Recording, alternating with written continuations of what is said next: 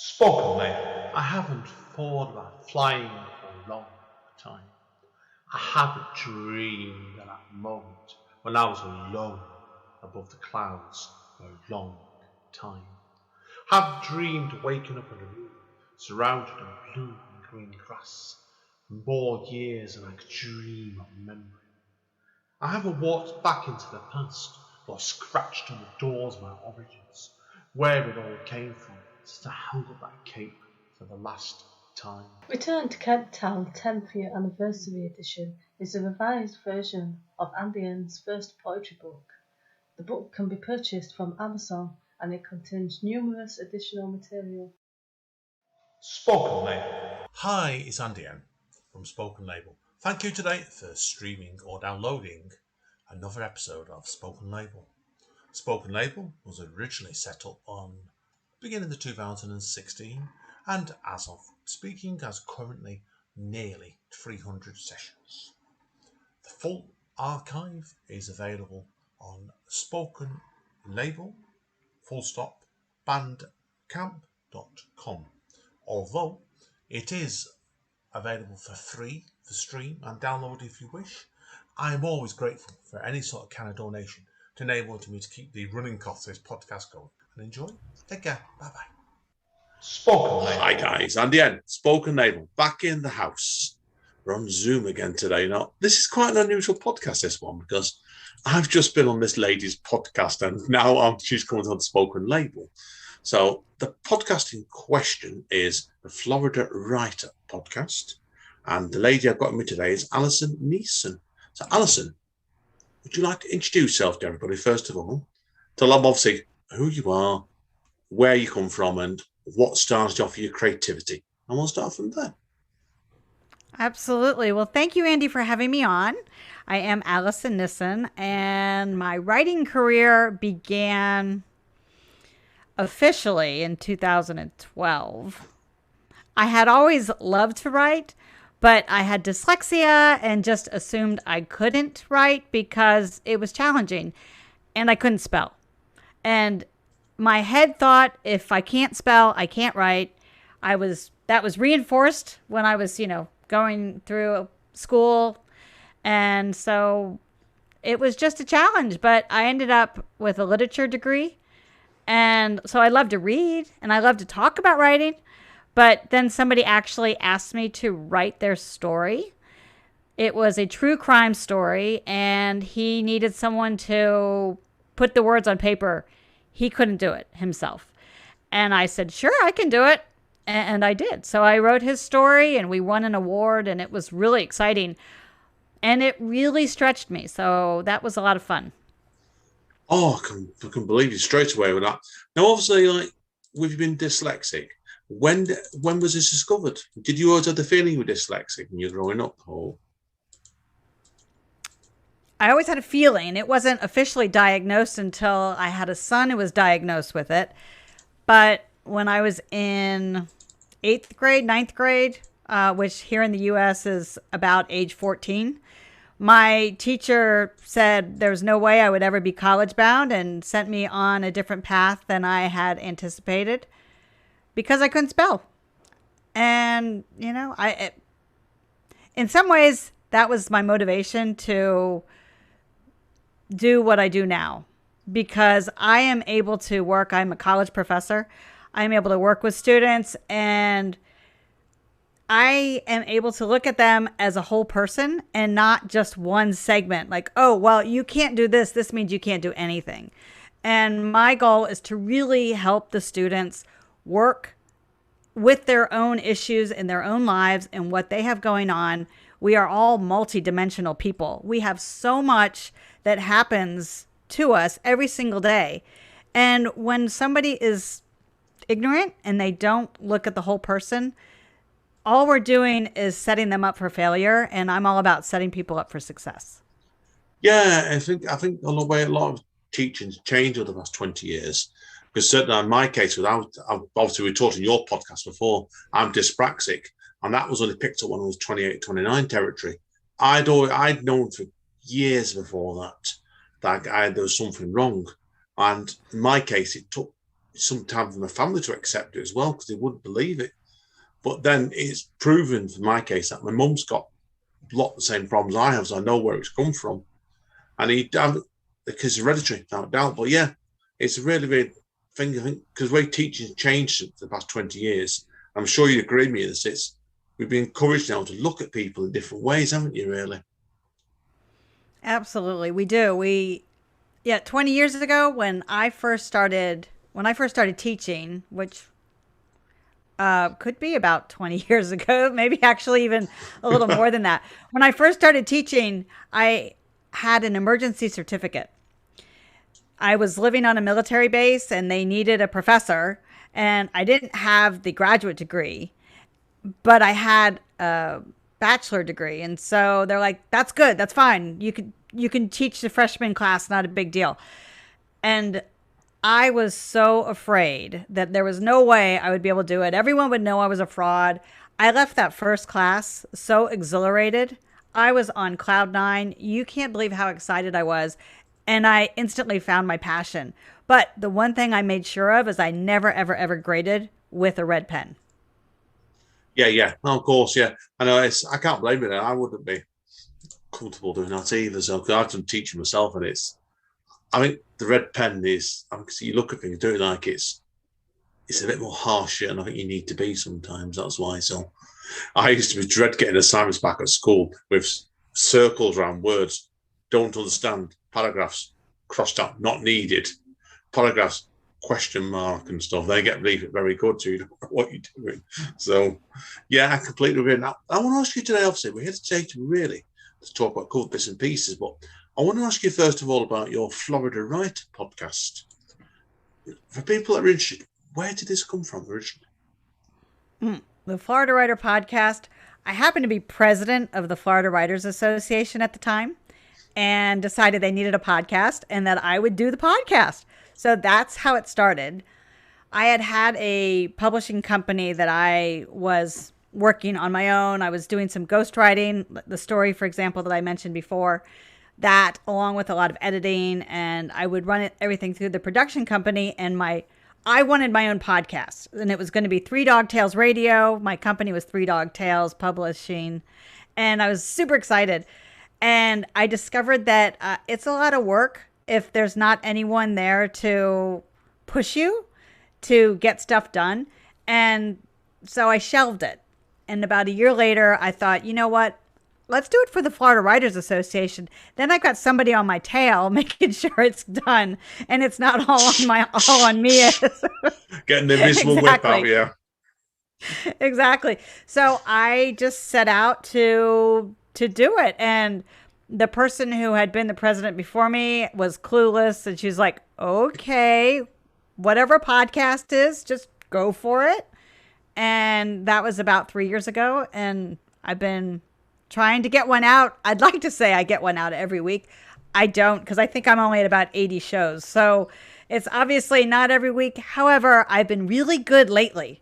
And so every Saturday now I'm trying to have a show drop, which is great for my own discipline. It's good discipline to get into. I'm not like that. Not the spoken label. Usually at me, it's usually one a week or sometimes two. Depends, what the backlog's like or what I've got going on. So, but yeah, I get you mean now. Obviously, people are interested in, for your podcast then, how was your approach to it changed since you first started? I will tell you that I've been very consistent with two things. I open with a 60-second elevator pitch about who the author is, and I allow them to share in their own voice about who they are and what they write. Sometimes I have editors, and I'll say, what do you edit? Or I'll have a publisher, what do you publish? Or an agent, what do you represent? But typically it's who you are and what you write. And then we have a discussion about their writing, their journey, what they're doing, connections with who they are. And then I always end with the 3 rapid fire questions. The biggest changes for me have not been so much with what I do with my interview, but how I produce the podcast on the back end. So what I used to do, I'd go in, I'd make a ton of edits and it was just a lot of extra work. And I've really narrowed it down so that it's much less work and that the quality of it is actually better because of that. And so I'm proud of myself for that. It's all been hands-on, figure it out myself. I think it is really with podcasting, because I found with spoken label before, and again, touching on what you said before, your podcast was, I think over time, the more you do with them, you get into like a natural rhythm that suits you better as a person. And a lot of it is, like I said, it's just trying to encourage your guests to interact with you the best way they can. And that way, then you both come out with positive experiences. Yes, I love interacting with people. I love meeting people. I love meeting writers. I could talk about writing for about 12 hours a day. And since I sleep for about 8 hours a day, that really just leaves time for eating and, maybe an hour with my husband. So. Oh, well, I've got my partner who's obviously a writer herself, and we're the same place. As I said, we're always involved in projects together, or sometimes separate projects. It's just trying to keep on top of things frequently. It doesn't always work. So now I want to ask you also about today as well, about your Revel coaching, first of all, and then we'll talk about your branded interviews afterwards. So tell us a bit about Revel coaching, where this came from as well. Revel Coach evolved. My sister was trying to shift careers. She was an executive mom. She was working her tail off, traveling all the time, and she wanted to change. And so she'd call me for advice. And then I'd have a question about, the Florida Writers Association or something I was doing, and I'd call her for advice. And then we'd have these conversations. Meanwhile, our mom had been diagnosed with Alzheimer's. And so the person we always bounced our ideas off of was our mom. And as she declined, we started to lean on each other a little bit more. It got to the point where we called each other with these great questions, these great ideas. We do research for each other and decided, you know what? I know someone that could talk to us. And we started a program called Tuesday at 2. Every Tuesday at 2 o'clock Eastern time, which is about 5 hours earlier than London time. So we would have Tuesday at 2. We would invite a friend to come and they would share their experience. And so it might be somebody who's a professional marketer. It might be somebody who's a banker. It might be somebody who is another writer. And so we'd have these people that would come on and they would share their stories so that we could learn. And then we decided to put them on live. So we would do them on Zoom and have an audience come. So they were with a live audience. And we're still doing them. We took a month off. My daughter got married and my sister's daughter graduated from high school. So we took some time off to go ahead and enjoy the beginning part of our summer. And that's how Revel Coach started, was just getting together and really learning about business, learning about entrepreneurship, learning about technology, because technology changes so much. And when you only know one way of doing something, it's really hard to learn something new. And as we've seen, particularly in the last 15 months or so, how fast technology has changed. We were Zoom before Zoom was cool. So we started this 2.5, 3 years ago, and we had our meetings on Zoom at that point. Well, now everyone has Zoom, but our goal was to get women comfortable with seeing themselves on camera, because a lot of middle-aged women just don't like to look at themselves on camera. Now everyone, anyone who's younger than, say, 25, they all are taking selfies all the time. So they're used to it. But older women, we were a little bit more shy about showing up on camera. And so that was truly how Revel Coach began. And I know you asked about branded interviews. And that actually formed out of two different things. One, Revel Coach, we needed to take some of our videos and use those as advertising in order to help grow our platform. And so I was beginning to do video business cards for our guests that would come on. And that's really how it started. I had a friend who I met on LinkedIn, and she was doing video interviews for authors. And so she interviewed me, and I was like, why can't I do something like this? And that's exactly how I evolved into creating video business cards.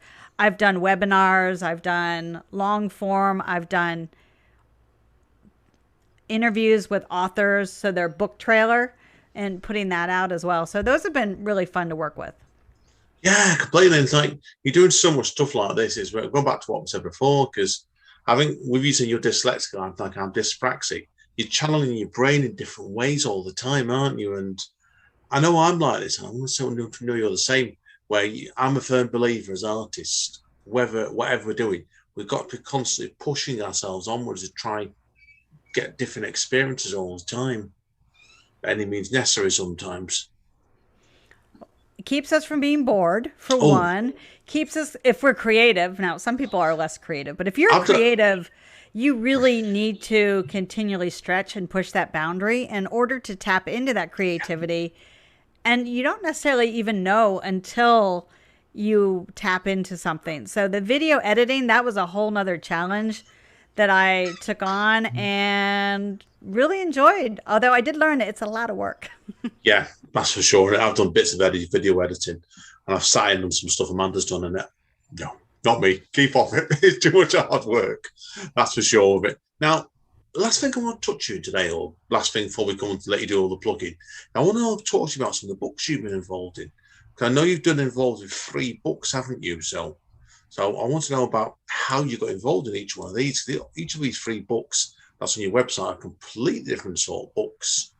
So should we talk about one about the way I was going up to down? First one, the book I see is Jose Manuel Garcia's Oral History of the 1980 Cuban Boat Lift, Voices of Mariel. So tell us about that book then, because I know you edited that book. How did you get involved in this book? Jose was my neighbor. Coincidentally. That makes life a lot easier straight away then. Exactly. When you know what, you have to be willing to make connections with people, because you never know when that person who just lives behind you is going to be the one that has that next business deal for you. So keeping that open mind is so important. But Jose's journey, he's from Cuba. And in 1980, we're the exact same age. So in 1980, we were both 15 years old, and he was living in Cuba, and they were having a huge crisis. And a bunch of people, I mean, hundreds of thousands of people left Cuba for Florida or other points in the world. But many, many, many of them got on boats and made a 90-mile trek in the middle of the Straits of Florida, which are really rough, from Cuba to Florida. And they would travel, the boats would go up and down, and these are little fishing boats that Fidel Castro allowed the people to leave. They were dissidents. They called them dissidents because they were, who knows, they didn't want to do what the government told them, or they were a homosexual, or they had been considered a criminal, which meant they stole flour to try to feed their families. And he called them dissidents, and he said, fine, you can leave the country. And he would load up these fishing boats with all these people that wanted to leave or didn't want to leave. But most of them wanted to leave for the dream of going to the United States. And they would overflow the boats with people so that the water level was just below the top of the boats. I mean, so we're talking, if a boat could hold 20 people, it would have 50 people on it. And then they would take this very terrifying journey over the water to the United States. Jose made it to the United States. He got an education. He became a professor and started to interview people that had taken the same trek that he did and wanted to preserve their stories. And that's what this book is. So he interviewed maybe 15 or 20 people that had also taken the same journey that he had to preserve their history. It started off with videos. He had videos, and then he took those videos and he turned it into a textbook I guess it's not really a textbook. It's used in a lot of college classrooms and high school classrooms to be able to teach that history. But that's what that book is about. And I, as a neighbor, we started talking about writing. He was telling me about the book he was doing, and it was going to be published by the University of Florida Press, which is exciting. So he already had a publisher. He had editors. They wanted his story, and he had such challenges trying to capture his own thoughts, ideas, and bring it to life. And so he hired me to help him not only with his own story, but then to edit and work with the rest of his book. And so it was a really fun project to work on. Yeah, the free books are on your website, all a completely different sort of books they are. I can see straight away with each one of them, it's not been big-headed sense. You could have got something completely different out of all three of them. And as we've said before, then influencing narrative in this podcast, yeah, I can see you getting at now. Scott Henley's book, Resolve, Courage, Hope, which you've had a hand in as well. That's just an absolutely incredible story, that one. How did you meet Scott? Scott was the one who I said I had thought I'd start writing, and he reached out randomly. I didn't know him. He said, I've got this story. I want someone to write it. Here's me. And he sent me a whole bunch of newspaper articles, like links to newspaper articles. And I looked at my husband. I was like, do you think this is legit? So I was, thinking it's kind of odd, the whole thing. Well, his story is a true crime story, and it's one that he could not tell himself. It sent him into a dizzying spiral of depression and alcoholism. The story itself, just to give you a brief background, he owns a business and there's a handful of offices. One of his customers came in and with a gun, shot his employees, lit the place on fire. He had tied the girls up. One of the girls was pregnant, tied them up in the bathroom, and then lit it on fire. And so then it's the entire story that unfolds that goes along with that. So we have a capital murder case. They have times when he has to appear in court, but he's been told he can't share anything. So now he doesn't know if, Big Brother's watching and listening to his computers through his toaster. He's totally paranoid, and he has no one to talk to about all these horrific things that he has experienced. And so he just closes down and really just uses a bottle as medication. He ends up in recovery, and he didn't end up in recovery until after we were about 75% complete with the story itself.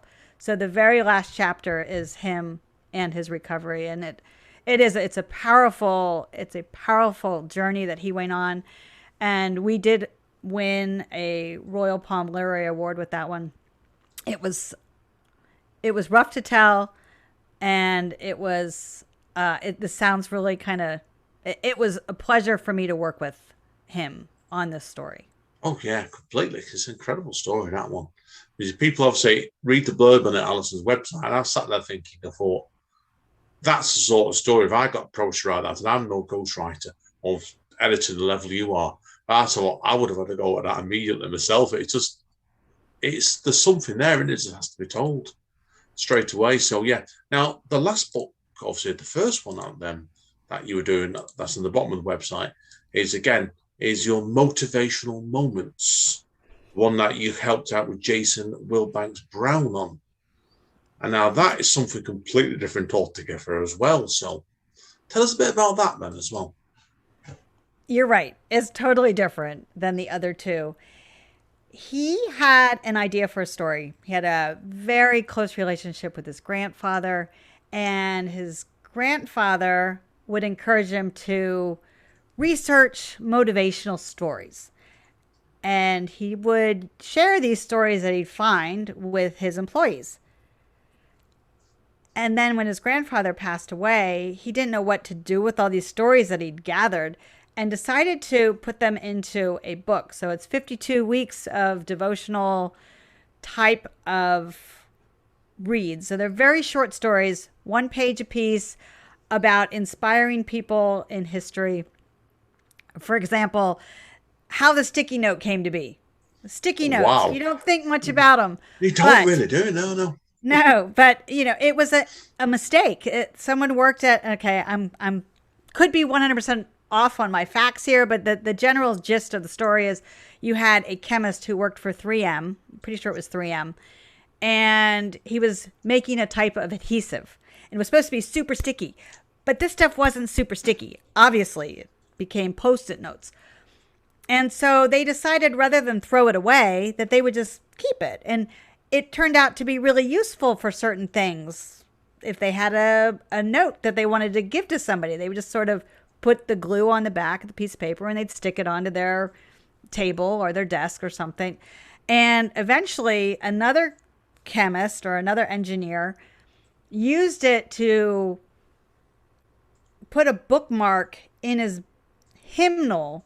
So when he was at church and would sing songs, he was in the choir, he could find the pages easily because the bookmark wouldn't fall out because it had the sticky stuff on it. And so that's basically how the sticky note came to be. So it's stories like that. There are 52 quick little stories. The idea is there's some questions in there that offer inspiration. And this book was a lot of editing, but it was also, he didn't necessarily have 52 stories. He had about 40 stories. So I had to go find some other stories and I had to help him, and, which was a lot of fun for me. So. Oh yeah, no, it's definitely we do that sort of work like that. It's no project's the same really, and that's the perfect point there, definitely with that. So I can imagine again you had a really good time on that. So excellent. Okay, well that's covered all my questions today, Alison. So 2 things to wrap up on. And I always like you. If people know your podcast, you like to give people random questions. I always like to give you. I like to ask what's next. So what plans do you have coming next, and for your creative projects that you can reveal? Creative projects. What's on my bucket list? All right. My bucket list is my sister and I are writing a story. We want to preserve the memories that we had from growing up and how those have turned into lessons of ways to live your life in a more positive, influential manner. We lived in a place that we dubbed Camp Brown. Oh, it was a lot of fun. It was on the top of a hill. It was a real old house. It happened to be my grandmother's house when she was growing up. And it had been passed to her brother, and then my dad purchased it from them. So we grew up in this place that was, to us, magical. Downstairs in the basement, there was a shuffleboard floor. My dad put in a giant blackboard. We had added a pool and a tennis court. And the house itself evolved. And we had all these great memories from it. So we really wanted to do a book on life lessons from Camp Brown. And also as an ode to our mom, who does have Alzheimer's. And, she's still with us, but she's not with us. And that's another challenge that we have. In the meanwhile, I am blogging. And some of them are my blogs. And some of them I'm ghost blogging. But it's been a lot of fun to continue that because to me, blogging taps into my love for what I like to call flash memoir. So on my own blog, AlisonNissen.com, I do a lot of flash memoir stories. They're my stories in 500 words or less. And so it's literally maybe a 2-minute window of time. And it helps me share my stories. It helps me continue to stay creative. It also helps me with my dyslexia, because the more I engage with words, the better I am at keeping it. Dyslexia is not something you keep under control, but that you manage. So when I step away from words, I find that it tends to become a bigger problem. So when I'm able to stay engaged with words, I really am able to thrive easier. Yeah, no, of course, I completely agree with that one straight away. It's not brilliant. Okay, if people want to find out more about you, Alison, where are the best going? AlisonNissen.com would be my suggestion. Yes, I agree with that. And if people want to find out where the Florida Writers podcast is, where are the best going? The Florida Writer Podcast. I don't even know if it's a .com. You can find it on the floridawriters.net or floridawriters.org. We changed the last three numbers there. floridawriters.org is the Florida Writers Association website. You don't have to be from Florida to join. I highly recommend it. We have a lot of international members, actually. So if you want to check out the Florida Writers Association, their website, I would do so. We've got a great contest, by the way. And then members also have the opportunity to enter a contest that's a free one. So that's always fun. Good to me. Okay, well, that's covered all my questions today, Alison. So what we're going to do is we're going to take a quick break, and I know you're going to do read out an example of your own work for us in the second half, aren't you? Sure, absolutely. Looking forward to it. It's been a pleasure today. I've really enjoyed this. So thank you again, Alison. Hang around, everybody. We'll see you in a minute after a quick break. Spoken Label. Hi, guys. Straight over to Alison. She's going to do a blog post for us, which I think is the first actually with Spoken Label, but I'm looking forward to it. Over to you, Alison. Thank you so much, Andy. I am going to read a blog post that I did. It's a flash memoir, so based on a true story. It's called Gotcha. There I was in the Congo. Wild animals all around. I focused the camera, looked at the lens, and let's just say there was carnage, and it wasn't pretty. Okay, well, I wasn't in the Congo, but there were wild animals, and I did focus the camera lens, and oh, the carnage. Well, truth be told, there weren't any wild animals either, but the bulls were running. Men dressed in white, wearing red sashes, ran through the streets. The noise caught my attention first, feet slapping on cobblestone streets in the Barrio Alta of Lisbon, Portugal. They approached without warning, and with such speed, I jumped from the sidewalk into the doorway. The stars shone that night, the air crisp and clear. Shopkeepers stood in front of their businesses, beckoning for customers, gesturing toward their front entrances, handing out cards and coupons. Try the fish. We have pizza. Come join us. They smiled. The night was young. The bachelor party of men outfitted in mazos, runners from the bulls, chased a single man dressed as a cow through the narrow streets and skirted bistro tables that sat awkwardly along the steeply sloped alleyways. My husband and I entered the establishment. The barkeep smiled and poured us a small draft, local brew, while passing along insider tips about local restaurants and tourist attractions. Don't take the train up north if you value your wallets. Visit Penna Palace for spectacular views. We talked for a while as I swiveled nonchalantly on my bar stool, which had been screwed into the back edge of the platform which it perched. My husband stood casually behind me.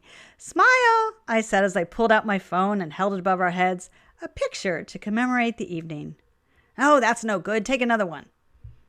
And another. 5 or 10 pictures later, frustrated at the poor photography, I precariously leaned against my husband for one last photo.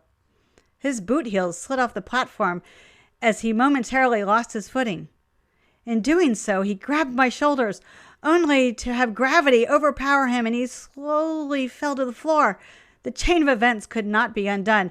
I quickly grabbed for the bar top while my fingertips slid from the polished granite counter. Unable to maintain my upward position, I, too, gradually tumbled from the seat. I gotcha, I heard my husband mumble as I landed squarely on top of him. We laughed, dusted ourselves off, and stood back up. Down the street, the party raged on. The stars still twinkled, only our pride slightly shaken. A short while later, a colleague emailed us an article from the Ireland Journal of Medicine. The number of selfie injuries has quadrupled in recent months.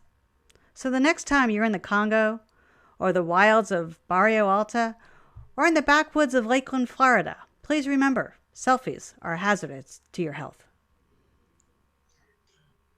Like it. Well, I like the moral at the end of that. Definitely. It's really good ending, Alison. Brilliant. Well, thank you. Yes, it's based on a true story. And they got the hint there, but at the end of it, yeah, there was some element of truth in that. I'm not going to obviously say how much is truth and how much is fiction, but I can definitely tell there of that. So, brilliant today, Alison. Thank you for that today. So, right, thank you again. I've really, really enjoyed it today. So, let's hope when you've actually enjoyed being on somebody else's podcast or doing your own for a change. So, it's quite a different experience, I think, actually. So, what do you think? I like it. But as I mentioned earlier, I could talk about writing for hours and hours and hours. So it's not that difficult of a subject for me to share. No, same for me as well, as you can tell. I think it's because we're both such quiet, shy people, me and you, aren't we? That's what's probably done it. Yeah, there you go. By the way, listen, hang around me. That's better. I need to put you off mic, but I've really enjoyed it today. So thank you again. So thank you so much for having me on. That's it today, guys and girls, for Spoken Label. As Don Callis says over at Impact Wrestling, as I always hate to conclude with, stay safe and stay over. And we'll see you next time. Spoken Label.